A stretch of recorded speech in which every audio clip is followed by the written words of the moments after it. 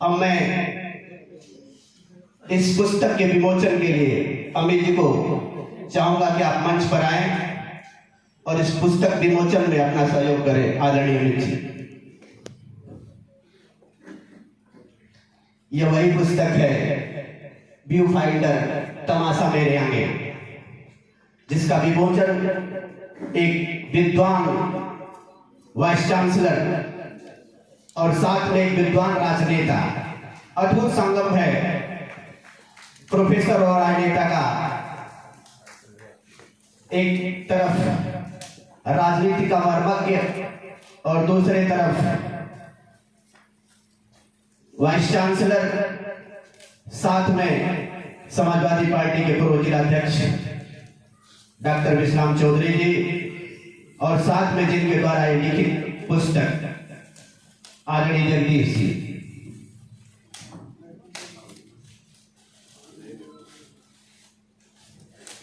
मैं चाहूंगा कि आप लोग करतल ध्वनियों से इसका स्वागत करें। मैंने अपने मतलब के लिए आसमां से कुछ नहीं मांगा, बस गुलशन की खैर मांगा हूं, कोई तख्त तो नहीं मांगा। आप जोरदार तालियों से इस पुस्तक का स्वागत करें।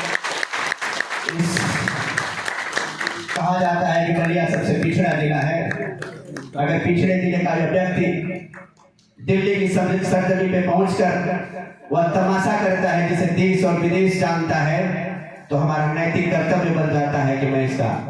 अपने घर में जोरदार तालियों से स्वागत करें। इस पुस्तक के विमोचन के बाद मैं आज के कार्यक्रम के मुख्य अतिथि जननायक चंद्रशेखर विश्वविद्यालय के वाइस चांसलर आदरणीय प्रोफेसर संजीत गुप्ता जी को निवेदन करता हूं कि आप आए और अपने आशीर्वचनों से हमें अभिषिंचित करें और वो आशीष से कि जगदीश जी जैसे तमाम शख्सियत इस जनपद से निकले और जाकर के देश और विदेश में अपना नाम रोशन करें। आदरणीय प्रोफेसर संजीत गुप्ता जी।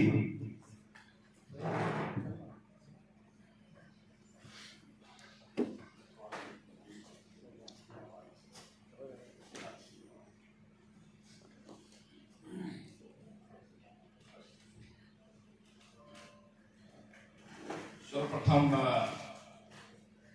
इस बलिया जो एक आध्यात्मिक भूमि है, एक उपजाऊ भूमि है, देश और समाज को राह दिखाने वाली एक क्रांतिकारी भूमि है, देश में अपनी एक पहचान रखने वाली भूमि है, ऐसे भूमि को, ऐसे उर्वरा और आध्यात्मिक भूमि को हृदय से प्रणाम करता हूँ। आज का जो कार्यक्रम है उसमें आज के इस कार्यक्रम की अध्यक्षता कर रहे आदरणीय विश्राम चौधरी जी, जो कि इस बलिया के लोगों को निरंतर मार्गदर्शन भी करते रहते हैं और एक ओजस्वी व्यक्ति के नाते हम लोगों के बीच में उनका स्नेह मिलता रहता है। हमारे बीच में जिसका पूरा संयोजन और जिन्होंने मुझसे भी निवेदन किया और एक प्रकार से कह सकते हैं बड़े भाई हैं तो आदेशित किया, ऐसे अंबिका चौधरी जी, जो एक विद्वान, जैसा संचालक महोदय ने कहा कि राजनेता बहुत प्रकार के हैं, लेकिन एक विद्वान, और क्योंकि काशी से धरती से पढ़े और वो भी यूपी कॉलेज में रहे, फिर काशी हिंदू विश्वविद्यालय से पढ़ाई की, तो दोनों वहाँ यूपी कॉलेज की अपनी पहचान और काशी हिंदू विश्वविद्यालय की अपनी पहचान, सांस्कृतिक विरासत, सामाजिक सरोकार और सामाजिक संरचना को ठीक से समझने का जो अभ्यास आप में है। जब आप मंत्री हुआ करते थे तो आपके ओजस्वी भाषण से, आपके ओजस्वी व्यवहार से और आपके विद्वतापूर्ण बातों से पूरा विधानसभा ही मौजूद था। खुद खुशी है और मैं ऐसे लोगों के साथ, क्योंकि आप अभी आपके विचार सुन रहे थे, उस विचार में आपने देखा होगा किस प्रकार से एक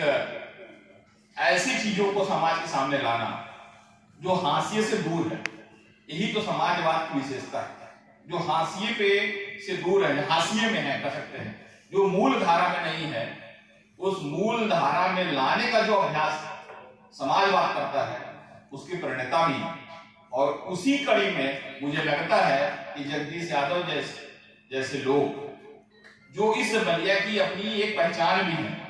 एक धरोहर है, एक कह सकते हैं इस बलिया की माटी का पूरे विश्व में सुगंध पहुंचाने वाले व्यक्ति हैं, उनको उनका मानवर्धन करना बड़े बड़े मंचों से, ये तो हम बहुत छोटे लोग यहाँ बैठे हैं, बहुत छोटे लोग हैं, क्योंकि आपने जिनके इस पुस्तक को कल आदरणीय जगदीश जी ने मुझे उपलब्ध कराया था, मैंने तो थोड़ा समय कम मिला, फिर भी मैंने जब अध्ययन किया मुझे ध्यान में आया कि इसमें बहुत सारे ऐसे पहलू हैं, ऐसे लोगों से आपके सरोकार हुए हैं, जो शायद यहाँ पर जब चर्चा करेंगे तो लगेगा कि हम उनके आगे बहुत छोटे हैं। उनको यहाँ के लोगों के बीच में प्रतिस्थापित करना, और ये हमारे समाज के हैं, इसको स्थापित करना, यही तो आदरणीय अंबिका चौधरी जी की विशेषता है कि अपने लोगों को कैसे प्रतिस्थापित करना। उसी कड़ी में इन्होंने कार्यक्रम किया है। मैं उनको भी धन्यवाद देने के साथ साथ उनका अभिनंदन स्वागत भी करता हूँ, क्योंकि उन्होंने इस प्रकार का मुझे अवसर दिया है। आदरणीय जगदीश जी, जब चर्चा कल थोड़ी सी हुई तो मुझे लगा कि एक सरल व्यक्ति और एक छोटे से गांव से निकलकर, जो वासुदेवा गांव है अपने, वहां से निकलकर और पूरी जीवन की यात्रा, हम यहाँ बैठे हुए बहुत सारे लोग हैं, सबकी अपने जीवन की यात्रा चली। कभी भी यही तो कह सकते हैं कि भारतीय संस्कृति की विशेषता भी है, यही एक समाज का संरचना है जिसमें एक छोटा भी व्यक्ति, एक कह सकते हैं जिसको आप बहुत समझते हैं कि यातना सा व्यक्ति है, लेकिन वह अपनी इसी जीवन की यात्रा में उस शीर्ष में पहुंच जाता है जिसकी कल्पना शायद जो है एक आम आदमी नहीं कर पाता है। बहुत सारे उदाहरण हमारे यहाँ हैं, चाहे वो हमारे पूर्व राष्ट्रपति हों, चाहे ऐसे बहुत सारे विद्वान हो, बहुत सारे ऐसे कह सकते हैं कि साइंटिस्ट हों, जो जिनकी यात्रा इसी प्रकार से जमीन से चल रही होती है। और मैं तो अभी अमिका जी मैं कहना चाहता हूँ कि जैसे एक होता है कि आर्टिफिशियल स्वभाव, जिसकी वेदना इन्होंने आपने लिखी भी है जगदीश जी ने, कि ये जो कृत्रिम व्यवहार और कृत्रिम समाज खड़ा हो रहा है, वही बहुत बड़ा संकट है।